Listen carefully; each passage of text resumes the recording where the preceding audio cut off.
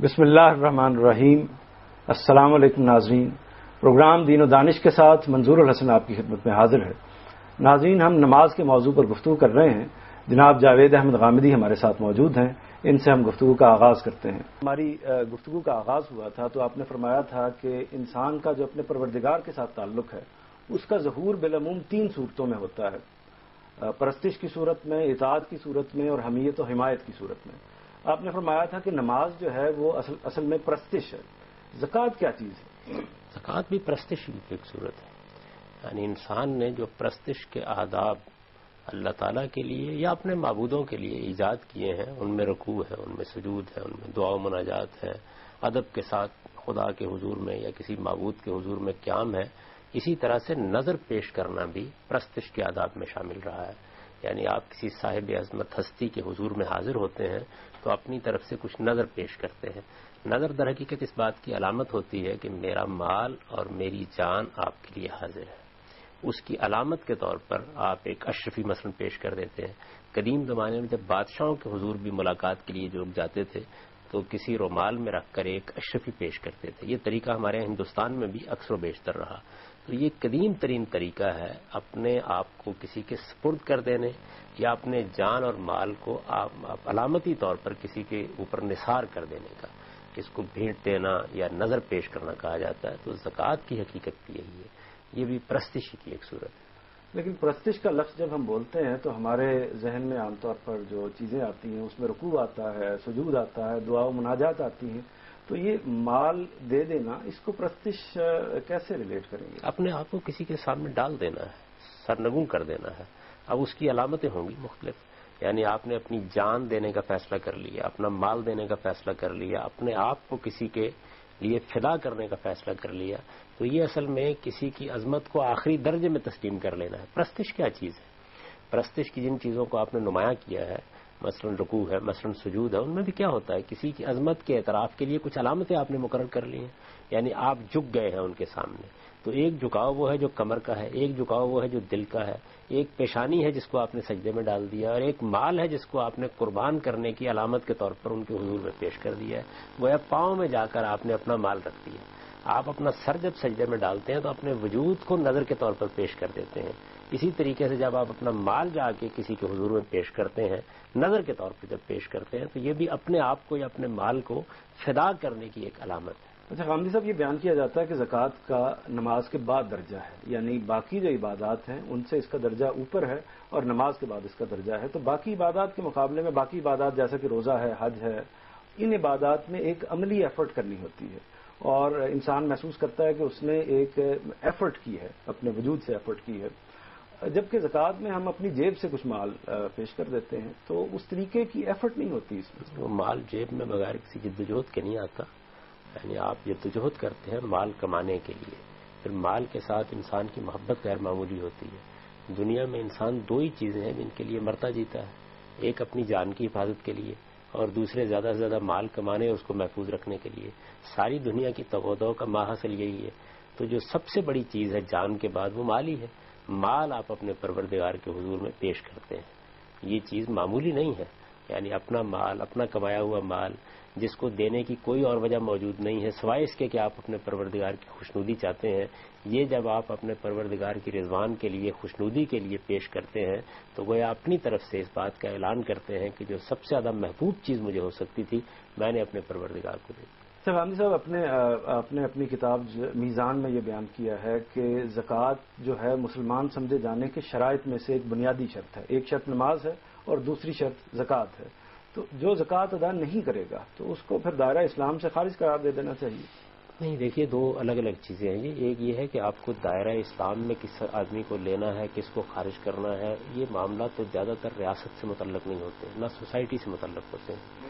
لیکن سیاسی سطح پر جب وہ موقع آیا کہ رسالت مآب صلی اللہ علیہ وسلم نے مشرکین عرب کے سامنے شرائط پیش کی کہ اگر وہ اللہ تعالیٰ کے عذاب سے بچنا چاہتے ہیں تو وہ مسلمان ہو کر اس ریاست کی شہریت اختیار کر لیں، ان شرائط میں جس طرح یہ بیان کیا گیا کہ وہ توبہ کریں، یعنی شرک سے توبہ کریں، توحید کا اقرار کریں، اسی طرح یہ بات بھی کہی کہ وہ نماز اور زکوٰۃ کا اہتمام کریں۔ یہ بات سورہ توبہ میں بیان ہوئی ہے۔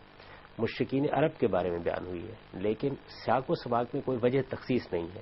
اس وجہ سے ہر مسلمان سے زیادہ یہی مطالبہ ہے جو ریاست کی سطح پر کیا جا سکتا ہے. ہم جب اپنے نظم اجتماعی کو قائم کرتے ہیں تو کئی سطحوں کے اوپر لوگوں کی تربیت بھی کرتے ہیں اور ان کو ایک قاعدے اور ضابطے میں بھی لاتے ہیں. یعنی سب سے پہلے بچہ پیدا ہوتا ہے تو والدین کو یہ حق حاصل ہو جاتا ہے کہ وہ اپنے مذہب، اپنی روایات اور اپنی تہذیب اس کو منتقل کریں. اس کے بعد آپ کے اساتذہ یہ خدمت انجام دیتے ہیں. پھر اس کے بعد جب سوسائٹی کو منظم کیا جاتا ہے تو اس میں لوگوں کے حقوق و فرائض کا تعین کرنا ہوتا ہے. آپ ایک مسلمان کی حیثیت سے ایک ریاست کے اندر یا ایک سوسائٹی میں اپنے حقوق چاہتے ہیں. آپ یہ چاہتے ہیں کہ آپ کو مسلمان سمجھا جائے، مسلمان کی حیثیت سے آپ کے حقوق تسلیم کیے جائیں. آپ کے لیے اگر دفن ہونے کا موقع ہو تو مسلمان اپنے قبرستان میں دفن کرنے سے آپ کو انکار نہ کرے. آپ اگر دنیا سے رخصت ہو جائیں تو مسلمان آپ کا جنازہ پڑھنے کے لیے تیار ہو جائیں. اگر کوئی نکاح و طلاق کے موقع ہو تو اس موقع پر آپ کے اسلام کو چیلنج نہ کیا جائے. تو ظاہر ہے کہ انسان کچھ معاشرتی، سیاسی، سماجی حقوق چاہتا ہے. اگر آپ مسلمان ہونے کے حوالے سے حقوق چاہتے ہیں تو آپ کو جس طرح اسلام پر کاربند ہونا ہوگا، بالکل اسی طرح نماز اور زکوٰۃ کا اہتمام بھی کرنا ہوگا. اچھا، سیدنا ابو بکر صدیق رضی اللہ تعالیٰ عنہ کا جو واقعہ ہے کہ انہوں نے مانعین زکوٰۃ کے خلاف، یعنی جن لوگوں نے زکوٰۃ دینے سے انکار کر دیا ان کو مرتد قرار دیا اور اس کے بعد ان کے خلاف جنگی کارروائی کی. تو یہ کارروائی بھی کیا اسی تناظر میں ہے؟ بالکل اسی تناظر میں ہے. اس میں چونکہ وہ مشرکین عرب کا معاملہ تھا اور ان کے لیے یہ طے کر دیا گیا تھا کہ وہ اگر اسلام قبول نہیں کرتے یا اسلام قبول کرنے کے بعد جو شرائط ان پر عائد کی گئی ان کو پورا نہیں کرتے تو ان کے لیے موت کی سزا ہے. تو یہ معاملہ تو اب کسی کے ساتھ نہیں ہوگا، لیکن اگر کوئی شخص اسلامی ریاست میں، مسلمانوں کی ریاست میں زکوٰۃ دینے سے انکار کر دیتا ہے تو اسے مسلمان کی حیثیت سے پھر حقوق کا مطالبہ کرنے کا بھی حق حاصل نہیں ہوتا. عامر صاحب، پروگرام کا سلسلہ ابھی جاری ہے. ناظرین، وقت ہوا ایک بریک کا. بریک کے بعد دوبارہ واپس آتے ہیں.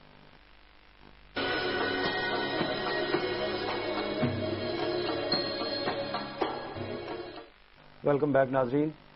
عامر صاحب، آپ نے فرمایا کہ سیدنا ابو بکر صدیق رضی اللہ تعالیٰ عنہ کا جو واقعہ ہے وہ خاص اس زمانے کے حوالے سے ہے. موجودہ زمانے میں آپ نے فرمایا کہ اگر اس طرح کی کوئی اقدام کرتا ہے، زکوٰۃ دینے سے انکار کرتا ہے، تو ان کے خلاف اس طرح کے اقدام نہیں کیا جائے گا.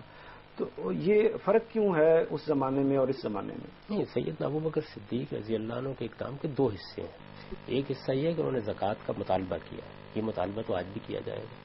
اگر کوئی مسلمانوں کی ریاست قائم ہوتی ہے تو اس کو حق حاصل ہے کہ وہ ہم سے زکوٰۃ کا مطالبہ کرے اور ہمارا فرض ہے کہ ہم حکومت کے سپرد زکوٰۃ کر دیں. یعنی یہ چیز حکومت کے حقوق میں سے قرار دی گئی ہے. یہ نظم اجتماعی کا حق ہے. مسلمانوں کا جو بھی نظم اجتماعی قائم ہوگا، خواہ وہ قبائلی سطح پر قائم ہو یا آج کی منظم ریاست کی سطح پر، اس کے کچھ حقوق ہیں جو دین میں طے کر دیے گئے ہیں. ان میں سے یہ حق ہے کہ وہ ہم سے زکوٰۃ کا مطالبہ کرے گا اور ہمارا یہ فرض ہے کہ ہم زکوٰۃ ادا کریں اور پھر اس سے ہمیں یہ حق حاصل ہو جاتا ہے کہ زکوٰۃ کے سوا ہم سے کوئی چیز پھر بالجبر نہ لی جائے. جو کچھ اس کے بعد مطالبہ کیا جائے وہ ہماری رضامندی سے کیا جائے. تو یہ چیز جو ہے یہ تو آج بھی اسی طرح ہے. اور سیدنا ابو بکر صدیق نے جس قانون کا نفاذ کیا تھا وہ قانون آج بھی اسی طرح جاری ہے. اس کا ایک دوسرا حصہ ہے. دوسرا حصہ یہ ہے کہ جو لوگ زکوٰۃ دینے کے لیے تیار نہیں ہوئے یا انہوں نے زکوٰۃ دینے سے انکار کر دیا، ان کے خلاف انہوں نے کارروائی کی. اور یہ کارروائی گویا جس سے آپ نے ان الفاظ میں بیان کیا تھا کہ ان کو ارتداد کی سزا دے دی گئی. اس کے بارے میں میں نے یہ گزارش کی ہے کہ یہ مشرکین عرب کے ساتھ خاص تھی، اس لیے کہ ان کے بارے میں اللہ کا یہ قانون قرآن میں بیان ہوا ہے کہ رسالت میں آپ صلی اللہ علیہ وسلم کی طرف سے اتمام حجت کے بعد ان کے لیے پھر موت ہی کی سزا تھی. وہ اگر دنیا میں رہیں تو مسلمان ہو کر رہیں، اگر وہ مسلمان ہو کر رہنے کے لیے تیار نہیں ہے تو پھر ان پر اللہ کا عذاب مقدر ہو چکا تھا اور یہ اسی کا نفاذ تھا جو انہوں نے کر دیا. تو دو حصے ہیں. ایک حصہ آج بھی اللہ کا قانون ہے، ہمیشہ جاری رہے. اچھا، آپ نے ابھی فرمایا کہ یہ اصل میں جو زکوٰۃ ہے یہ نظم اجتماعی کا حق ہے، بالفاظ دیگر اسٹیٹ کا حق ہے، ریاست کا حق ہے. تو اس اعتبار سے اس کو ٹیکس سے تعبیر کیا جا سکتا ہے؟ آپ کہہ سکتے ہیں. دیکھیے بات یہ کہ ٹیکس کیا چیز ہے. جب کبھی کوئی منظم معاشرہ قائم ہوتا ہے تو اس کے نظم و نسق کو چلانے کے لیے کچھ لوگ فارغ ہو جاتے ہیں، ذمہ داریاں انجام دیتے ہیں. ان کی ضروریات کو پورا کرنے کے لیے اور بحیثیت مجموعی جو ذمہ داریاں خود اس نظم اجتماعی پر عائد ہوتی ہیں ان کو ادا کرنے کے لیے روپے کی ضرورت ہوتی ہے. اس مقصد کے لیے ٹیکس لگایا جاتا ہے. یعنی خود ٹیکس کے پیچھے بھی یہی چیز کار فرما ہے. اب سوال یہ پیدا ہوتا ہے کہ یہ جو ٹیکس کے طور پر آپ روپیہ لیں گے یہ بالجبر لیں گے نا؟ جی. اگر کوئی آدمی دینے کے لیے تیار نہیں ہوتا، ایک تو بڑی سادہ بات ہے کہ آپ نے اپیل کی، لوگوں نے پیسے دے دیے. اگر لوگ تیار نہیں ہوتے دینے کے لیے تو یہ مانا جاتا ہے کہ پھر بالجبر لے لیا جائے گا. بادشاہ سلامت طے کر دیں گے. موجودہ زمانے میں پارلیمنٹ طے کر دیتی ہے. یہ سوال اللہ تعالیٰ نے مسلمانوں کے معاملے میں حل کر دیا ہے کہ ریاست کا حق خود خدا کی طرف سے متعین کر دیا گیا ہے، یہی زکوٰۃ ہے. یعنی زکوٰۃ کے طور پر اللہ تعالیٰ نے ایک رقم حصہ مقرر کر دیا ہے جو نظم اجتماعی کی ضرورتوں میں مسلمان اپنی حکومت کو ادا کر دیں. اور اس طریقے سے وہ یوں سمجھ لیجئے کہ حکومت کے نہاد سے نجات دلا دی ہے. ٹیکس ایک ایسی چیز ہے کہ جس کی مقدار کیا ہوگی، کتنا لگایا جائے گا، لوگوں کے اوپر اس کا جوا کتنا رکھا جائے گا، وہ اس کے نیچے دب کر تو نہیں رہ جائیں گے، معیشت کے معاملے میں کیا معاملات ہوں گے. تو اس میں عام طور پر حکومتیں آزاد ہیں، اپنے طور پر کارروائی کرتی ہیں، اور اس کو طے کرنے کے لیے ظاہر ہے کہ کوئی معیار نہیں مقرر کیا جا سکتا. اللہ تعالیٰ نے اپنے طور پر اس کو طے کر دیا تاکہ حکومتوں کے لیے بھی ایک چادر میسر آ جائے جس میں وہ اپنے پاؤں پھیلائیں.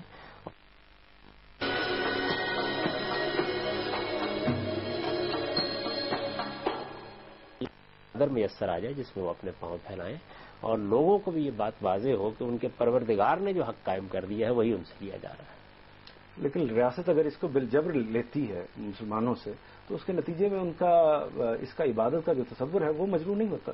جی دیکھیے، بات یہ ہے کہ اس کا جو عبادت کا پہلو ہے وہ آپ کی نیت اور آپ کے اخلاص کے ساتھ متعلق ہے.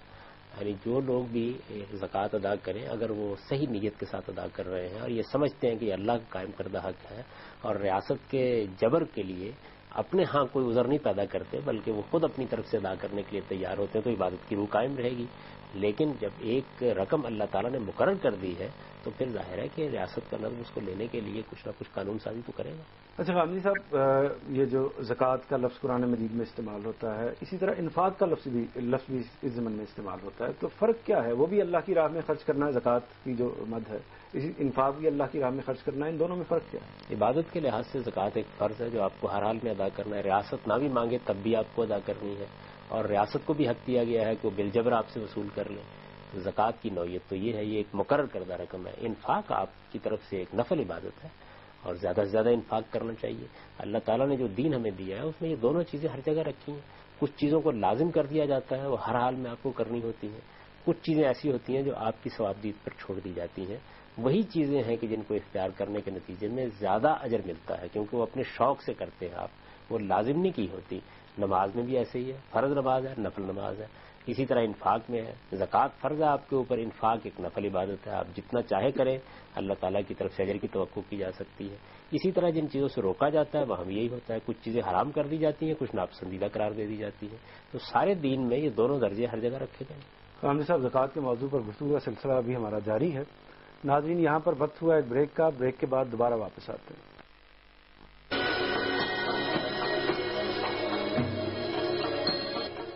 پروگرام میں دوبارہ خوش آمدید ناظرین. غامدی صاحب، نماز کا جو مقصد آپ نے بیان کیا تھا وہ یہ تھا کہ یہ اللہ تعالیٰ کی یاد کو قائم رکھنے کا ذریعہ ہے. زکوٰۃ کا مقصد اللہ تعالیٰ نے کیا بیان کیا؟ لفظ زکوٰۃ ہی سے معلوم ہو جاتا ہے. یعنی تزکیہ جو دین کا مقصود ہے وہ آخری درجے میں اس سے حاصل ہوتا ہے. انسان کو دنیا میں جن چیزوں کی محبت خدا سے دور کرتی ہے ان میں ایک مال بھی ہے. یہ ایک آلودگی ہے جو انسان کے نفس پر آ جاتی ہے، اس کو زکوٰۃ دور کر دیتی ہے اور اس طرح آپ کو پاکیزہ بناتی ہے. دین کا مقصد یہ ہے کہ انسان کے اخلاقی وجود کو پاکیزہ بنایا جائے. اخلاقی وجود کو جو چیزیں آلودہ کرتی ہیں ان میں ایک مال کی محبت بھی ہے. اس کو ختم کرنے کے لیے زکوٰۃ فرض کی گئی، انفاق کی ترغیب دی گئی. تو جیسے ہی آپ انفاق کرتے ہیں یا زکوٰۃ ادا کرتے ہیں اپنے مال کو بھی پاکیزہ بناتے ہیں، اپنے آپ کو بھی پاکیزہ بناتے ہیں. مال اس لیے پاکیزہ ہو جاتا ہے کہ جو حق اس پر قائم ہوتا تھا وہ آپ نے ادا کر دیا. اب یہ مال آپ کے لیے ایک جائز مال ہے. آپ نے دیکھا ہوگا نا کہ جو لوگ ٹیکس چھپاتے ہیں تو ہم یہ کہتے ہیں یہ بلیک منی ہے ان کے پاس. یعنی انہوں نے گویا سوسائٹی کی ذمہ داریوں کو نظر انداز کر کے کچھ روپیہ اپنے یہاں رکھا ہوا ہے، بلیک منی قرار پا جاتا ہے. بالکل اسی طریقے سے جو رقم آپ نے اپنے پاس رکھی ہے اور اس میں سے زکوٰۃ ادا نہیں کی تو یہ اب سارا کا سارا روپیہ جس میں سے آپ نے زکوٰۃ ادا نہیں کی ہے یہ طیب نہیں رہے گا، یہ پاکیزہ نہیں رہے گا. تو مال کو بھی یہ پاکیزہ بناتی ہے اور انسان کے نفس کو بھی پاکیزہ بناتی ہے. آپ انفاق کر کے دیکھیے، یہ خود آپ تجربہ کریں گے تو آپ کو یہ معلوم ہو جائے گا کہ جب اپنا کمایا ہوا پیسہ آپ خدا کی راہ میں محض خدا کی خوشنودی کے لیے ریاست کو دیتے ہیں یا لوگوں پر خرچ کرتے ہیں یا اپنی ذمہ داریوں کو ادا کرتے ہیں تو ایک پاکیزگی کا احساس ہے جو آپ کے باطن میں اتر جاتا ہے.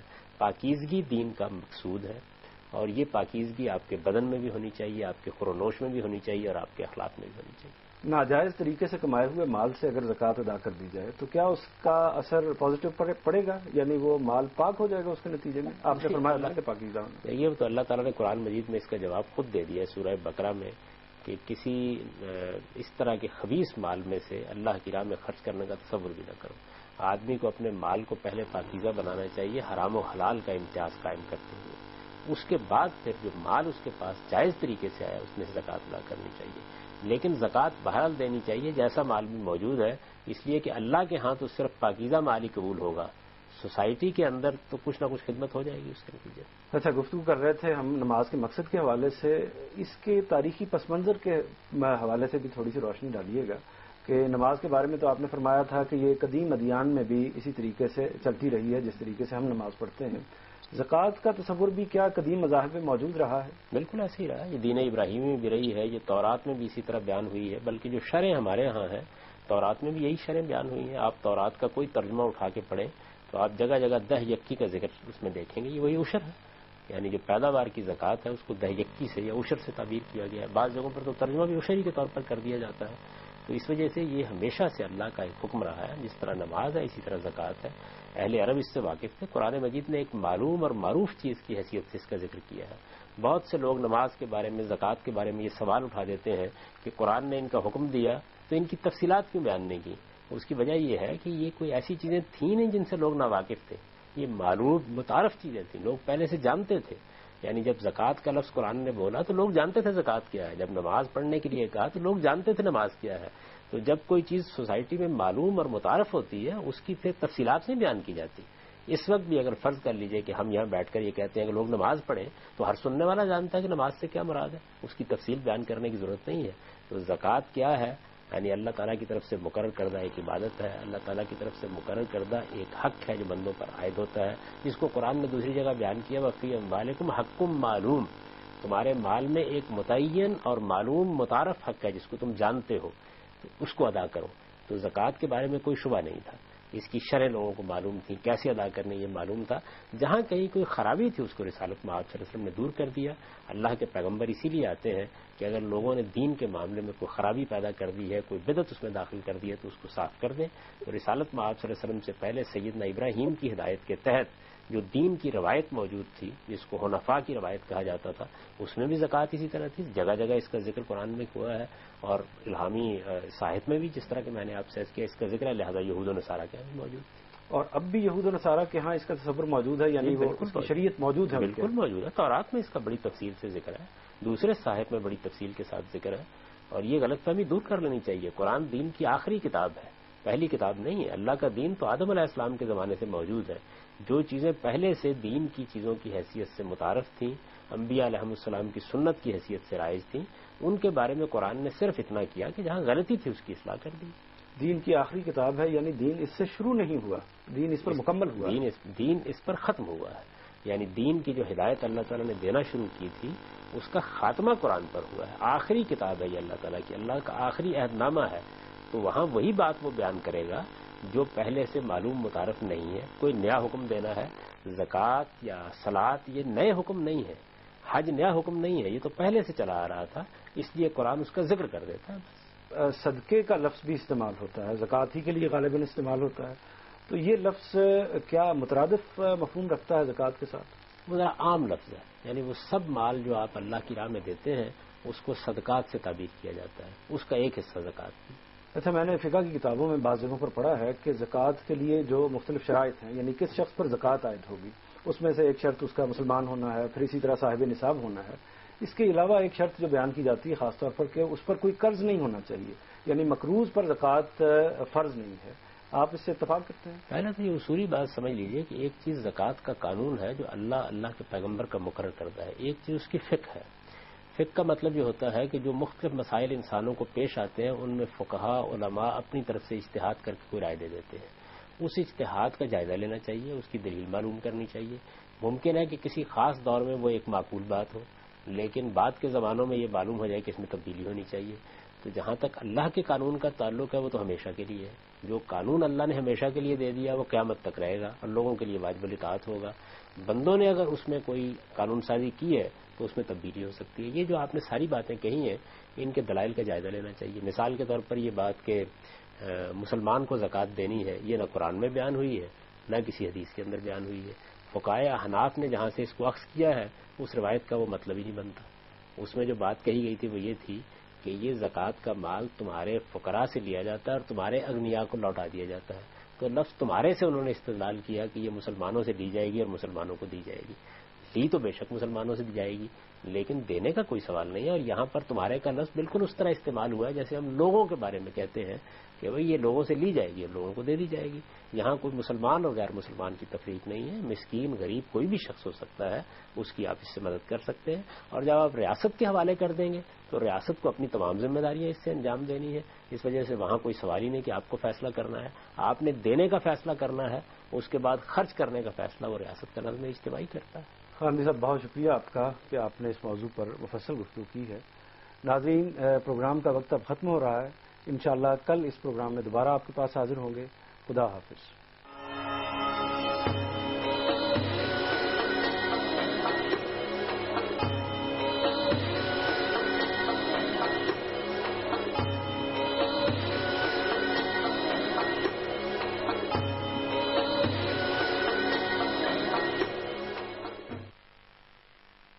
مولاي صل